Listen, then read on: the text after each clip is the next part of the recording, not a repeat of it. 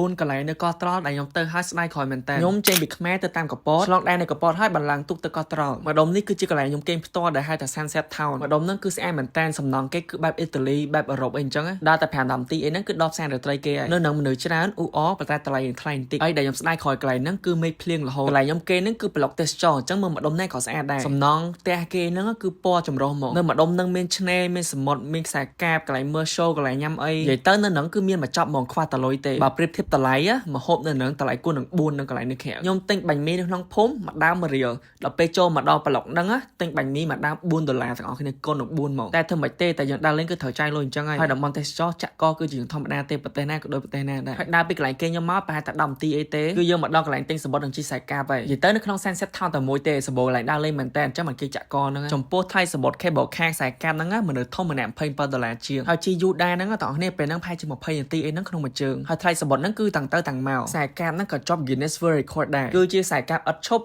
non stop cable car ដែលវែងជាងគេនៅលើពិភពលោកពេលបងប្អូនឆ្លងពី Sunset Town ហ្នឹងទៅមកខាងទៀតគឺកោះម្នាស់ឈ្មោះផ្លូវការគេគឺ Honthom Island តែចៃដន្យពេលដែលពួកខ្ញុំទៅហ្នឹងគឺភ្លៀងទៀតអញ្ចឹងពេលហ្នឹងបានជីតែនេះមួយទេគេហៅ Eagle Eye មើលជុំវិញកោះអីអញ្ចឹងមើលពីលើទៅវាស្អាតតាមកន្លែងដែរទេហើយគេមានជាលក្ខណៈសួនទឹក water park អីអញ្ចឹងតែពួកខ្ញុំចង់ជិះ roller coaster នេះប៉ុន្តែមេឃវាភ្លៀងហើយគេឲ្យទឹកផ្លែឈើនេះ free មួយកែវទៅទិញសំបុត្រ cable car 20ជាងហ្នឹងអាចចូលលេងកោះនៅនឹងបានតែនៅលើកោះហ្នឹងអត់មានអីលេងទេតែខ្ញុំឆ្លៃនឹងចូលចិត្តហ្នឹងគឺជីខ្សែកាបហ្នឹងតោះនេះខ្ញុំចង់ជិះ1ម៉ោងហ្មងស្ដាយដូចគ្នាគឺស្ដាយមេឃភ្លៀងនិយាយទៅគឺអត់បានលេងអីទេដោយសារភ្លៀងហ្នឹងកន្លែងបន្ទាប់គឺ Vinpearl Safari គឺជាសួនសត្វដែលធំជាងគេប្រចាំប្រទេសវៀតណាមបើសិនជាមេឃក្តៅខ្លាំងហើយខ្យល់ដើរអាចចំណាយ$4បន្ថែមដើម្បីឲ្យគេដប់ឡានជិះមើលជុំវិញសួនសត្វហ្នឹងចំពោះមនុស្សធំថ្លៃចូលសួនសត្វហ្នឹងម្នាក់28កន្លះសត្វខ្លះយើងធ្លាប់ឃើញហើយសត្វខ្លះវាថ្មីអញ្ចឹងបើពួកដាកយក្សនេះវាអាចមានជីវិតរហូតដល់250ឆ្នាំជាងតែខ្លះនេះវិញរស់រាយញាក់លៀនដាតាមទទួលភ្ញៀវមកបន្ទាប់មកខ្ញុំដើរមកដុំសត្វស្លាបគេមានសេកមានចាបអីហ្នឹងច្រើនប្រភេទមែនតើតែពួកហ្នឹងស្រែកឡើងចង់បែកត្រង់ហើយពួកចពុកវែងនេះវិញដើរតាមចឹកយើងមកហើយកន្លែងដែរតោះនេះអត់គុំឡងពេលទៅលេងសួនសត្វហ្នឹងជីឡានដើម្បីមើលតោមើលខ្លាឲ្យចិត្តមនុស្សតម្រង់ជួក៏ច្រើនដែរអញ្ចឹងតោះនេះអាចនឹងចាំប្រហែលជាកន្លះម៉ោងទៅ1ម៉ោងហើយកន្លែងជីឡានដើម្បីមើលតោហ្នឹងគឺអត់គិតលុយថែមទេវាមកជាមួយនឹងអត្ថសម្បត្តិយើង20ជាងហ្នឹងហើយពេលឡើងឡានភ្លាមយកកៅអីចុកបច្ចៈទៅដើម្បីមើលច្បាស់ពេលហ្នឹងជីប្រហែលជា20នាទីទៅកន្លះម៉ោងអីដែរគេមានទីធ្លាធំសម្រាប់ប្រភេទសត្វ